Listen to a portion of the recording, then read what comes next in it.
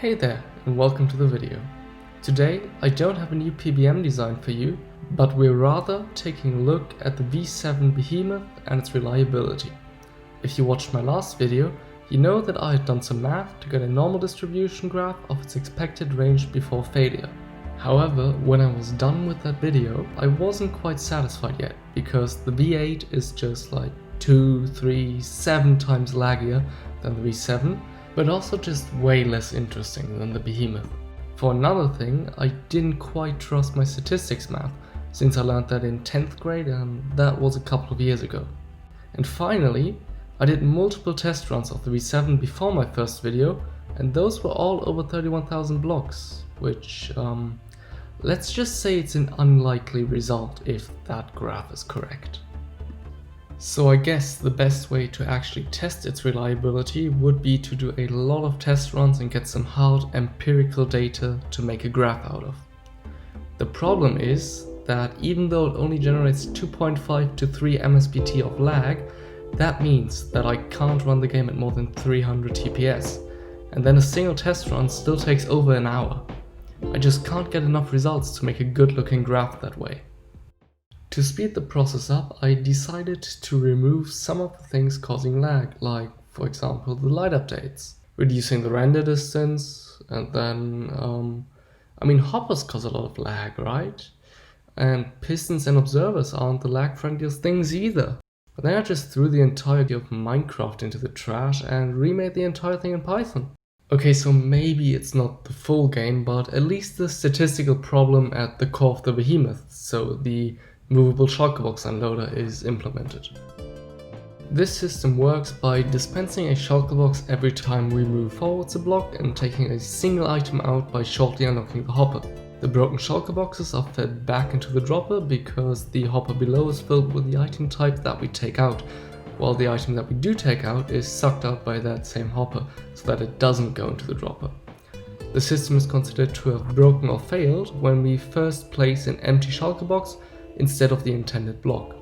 For this to happen, we need to clear out the entire hopper by placing empty Shulkers a lot of times, because when we do that, the hopper loses an item since it can't take one out of the Shulkers to replace the item that it just fed into the dispenser. Then, once the entire hopper is filled up with empty Shulkers, we can't supply the dispenser with any more items, and it will slowly empty and place a Shulker after a minimum of 64 more blocks. Quick explanation of the code. We first choose 2 random Shulkers, one from the dispenser, one from the dropper. Then we check if the chosen box from the dispenser is empty, and if yes, take an item out of the hopper below it. Also, if an entire slot in the hopper is free, we put the Shulkers into it, represented by the empty boxes counter. Otherwise, we just cycle the Shulkers through, taking an item out of the top one and switching the positions in the dispenser and dropper. At the same time, we check if the Shulker is now empty, and if so, mark it as such. Then we add 1 to the blocks we've traveled and repeat the entire process until the count of empty Shulker in the hopper has reached 5, because at that point the system has basically failed. Lastly, we just add 64 to the distance covered, because a slot in the dispenser has to free up before a Shulker is placed, and then we start the next run. The other 60% of the code is just visualization and time tracking so that we can actually get this sick looking window showing the results.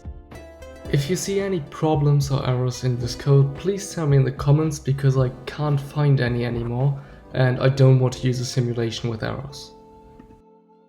So, as it turns out, it was definitely worth it to do this, because now a full run only takes 0.3 seconds and I can finally get some nice curves.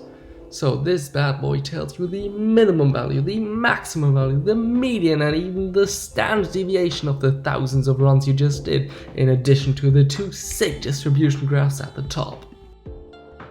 Alright, firstly you can see that the graph we get is first of course in an entirely different location and also a lot steeper than the calculated one from the last episode.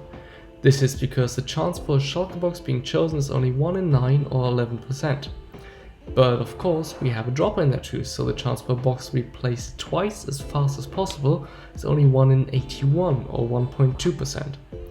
For the box to clear out, this has to happen consecutively 1728 times, and we need 5 empty boxes. So this results in a very steep and tight graph around a much higher median value. Secondly, and most interestingly, it's not symmetrical, so it falls down a lot faster than it rises once you're past the median. This is because if you have multiple empty shulker boxes in the system, they basically work together to clear out the hopper. So from a certain point onwards, you have more than the 5 empty ones necessary for failure in the system, and that clears everything out extremely quickly. Finally, concluding after a few tens of thousands of runs that I've simulated, I can confidently say that the PBM V7 Behemoth is reliable for a range of 30,000 blocks. As usual, this PBM requires movable tile entities and dispensers placing blocks, and there's a world download in the video description. Thank you very much for watching, and see you soon.